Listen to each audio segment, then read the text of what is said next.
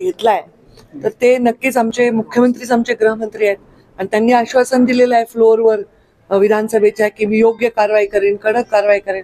आणि त्यांनी केलेली कारवाई आहे एका तरुणाचा निर्घृण हत्या झाली आहे. त्यामुळं कारवाई जर त्यांनी केलेली असेल आणि ती कोणावर केली, तुम्ही नाव घेताय त्यांचं कारवाई वेगळी आहे आणि ज्यांनी हत्या केली आहे त्यांची कारवाई वेगळी आहे. त्यांनी काय केलंय, तुमचा प्रश्न बरोबर आहे का? प्रश्न बरोबर आहे का? तर मग ते मला तपासावं लागेल. मला माहित नाही का, मी आत होते. तर त्यांनी जी कारवाई केली असेल ती कारवाई विचारांतीच केली असेल.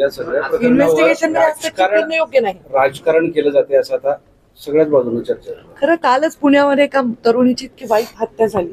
एका माणसाने, एका मुलाने, म्हणजे तिच्या मित्राने तिला सगळ्या लोकांसमोर मारलंय. आणि ह्या घटना सगळीकडे घडत आहेत आणि ह्या सगळ्या घटना घडत आहेत ह्या वाईट आहेत. दुष्ट प्रवृत्ती आणि निर्घृण हत्या ह्या आपण आणि अत्यंत पाशवी अत्याचार आपण बघतोय. तर या घटना थांबवण्यासाठी कडक शासन केलं पाहिजे असं मला वाटतं. आणि कारण होतं या बीडच्या घटनेवरून कोणतीही घटना जेव्हा होते, मग ती एखाद्या दोन गटातलं भांडण असो, दोन समुदायांमधला प्रश्न असो किंवा अशी एखादी निर्घृण हत्या असो, ही घटना ज्यांना त्याच्यात राजकारण करायचंय त्यांच्यासाठी तर एक मंचच आहे ना. बीडच्या या सगळ्या घटनेवर धनंजय मुंडे यांचा राजीनामा मागितला जातो, म्हणजे विरोधाकडे एक सहकारी मंत्री आणि बहीण म्हणून यावरची तुमची काय प्रतिक्रिया? हे पहा, मी ह्याच्यावर प्रतिक्रिया देण्याआधी मी एक कोट करेन की ह्याच्यावर अजित पवारांनी प्रतिक्रिया दिली आहे. ते उपमुख्यमंत्री आहेत आणि राष्ट्रवादीचे ते सर्व आहेत आणि त्यांनी प्रतिक्रिया जी दिली आहे त्या प्रतिक्रियेला काउंटर करण्याचं माझं काही कारण नाही. ते जर म्हणतायत की त्यांना जोपर्यंत शोध लागत नाही तोपर्यंत कारवाई करणं अनुचित आहे आणि जर अजित पवार म्हणतायत की जर शोध लागला, कोणाचाही संबंध असेल तर त्याला सोडणार नाही, आणि मी काल त्यांचं वाक्य अगदी माझंही असेल तरी मला सोडणार नाही, तर हे त्यांनी म्हटलंय. त्यामुळे ह्या विषयाला रोज रोज काय नवीन बाईट मिळू शकतील तुम्हाला. सुरेश धस जे आहे, सुरेश धस जे तुमच्याबद्दल बोलतायत की पंकजाताई तुम्ही गप्प का आहे, तुम्ही बोलत असं ते त्यांचा सवाल आहे. आता मी बोलतेच आहे ना, आता कुठे गप्प आहे? कोणाच्या सवालांना उत्तर द्यायचं मी काही कारण नाही.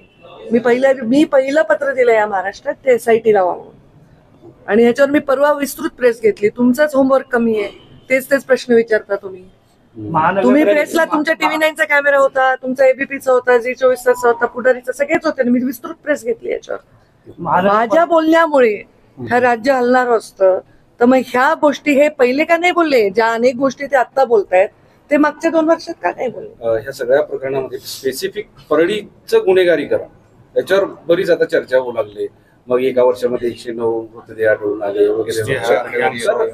एक तुमची सामाजिक जबाबदारी, मला ते आकडे माहित नाहीये. पण ही गुन्हेगारी खरंच परळीतच स्पेसिफिक त्याच्याबद्दल तुमचं मत? मला ते नंबर्स माहित नाही. नंबर जाऊ द्या, पण गुन्हेगारीकरण बीड मध्ये नाही फक्त परळीमध्ये आहे. बीड बदनाम कुठेतरी परळीला बदनाम करण्याचं देखील असं आहे का? त्यांच्यामुळे तर बीड बदनाम झालंच आहे ना. कारण शेवटी या विषयाचं ज्या पद्धतीने मांडणी झाली आहे राज्यभरामध्ये, त्याच्यामुळे राजकीय भूमिका न घेता जर ह्या विषयाकडे संवेदनशीलतेने बघितलं असतं तर असं झालं नसतं. आम्ही बीडमध्ये राहतो आणि बीडमध्ये आम्ही रोज राहतो. एक महिला आहे, मी आज बीडमध्ये काम करते, एक महिला राजकारणी आहे. बीड ज्या जिल्ह्याने एका स्त्रीला नेता म्हणून स्वीकारलाय. खासदार राहिलेले आहेत तिथे केशर काकू क्षीरसागर, रजनीताई पाटील, प्रीतम मुंडे, विमलताई मुंदडा पालकमंत्री राहिल्या आहेत. मला वाटतं ज्या जिल्ह्यामध्ये लोक इतके स्वाभिमानी आहेत की सगळ्यात कष्टाचं जीवन असणारे ऊस तोडणारे माणसं मायग्रेट होऊन बाहेर काम करतात, त्या जिल्ह्याचे स्वाभिमानी असते ना. नाही तर दरोडे करायला गेले असते लोक, काम करायला कशाला गेले असते बाहेर. त्या जिल्ह्याच्या विषयी अशा घटनेने तो जिल्हा बदनाम होत असेल तर माझ्याकडे आता म्हणजे RTI मधून प्रत्येक जिल्ह्यातल्या घटनांचा आढावा आहे. मला माहितीये की पुणे जिल्ह्यात किती घटना घडल्यात. अजूनही मुळशी पॅटर्नच्या हत्या चालू आहेत. नागपूरमध्ये परवा मी अधिवेशनात असताना एका महिलेला पेट्रोल भरत असताना तिने एका तरुण लोकांवर थांबवलं म्हणून नाक घासून तिला पायावर चपलेवर तिला माफी मागायला. अशा अनेक घटना राज्यभर घडत आहेत आणि म्हणून ही घटना निर्घृण आहे. तिचा आम्ही तीव्र निषेध केलेला आहे, वेळोवेळी केलेला आहे. तुम्ही मलाच का सिद्ध करायला लावताय की मी बोलत नाहीये, मी हे करत नाहीये? माझी भूमिका काय आहे? मी पर्यावरण मंत्री आहे. माझ्याकडे ती भूमिका असती तर मी त्या भूमिकेत बोलायला पाहिजे. दुसऱ्यांच्या भूमिकेत हस्तक्षेप करणं माझं काम नाही. आणि माझे मुख्यमंत्री जेव्हा विधानसभेत शब्द देत आहेत त्याच्यानंतर परत परत मी त्या विषयाला फार वेगळ्या पद्धतीने हवा देणं हे योग्य असं वाटत पालकमंत्री नाही. पदाचा जो मुद्दा आहे पालकमंत्री पद तुमच्यात आणि धनंजय मुंडे यांच्यामध्ये जी रस्सीखेच आहे त्याच्या काही रस्सीकेच नाहीये. बरं. तुम्ही काही बोलू नका, काही बोलताय पण तुम्ही. पालकमंत्रीपदाबद्दल आणि काय किती बालिशपण आहे तुमचा, माझे विषय काय आहे, तुम्ही बोलताय काय, तुमची भूमिका काय आमच्यात रस्सीकेच आहे. तुमचं मी मत- त्याला निवडून आणण्यासाठी प्रचार केलाय, त्यांनी माझ्यासाठी केला. आम्ही दोघं एकमेकांच्या युतीमुळे आम्ही एकमेकांवर काम करतोय. रस्सीकेस असायचं काय कारण? मी तर सांगितलं की पालकमंत्री देवेंद्र फडणवीस किंवा अजितदादांनी व्हावं, आमची काय हरकत नाही. एक मुद्दा शेवटी एक म्हणला की ऊसतोड कामगारांच्या संदर्भात उल्लेख केला होता.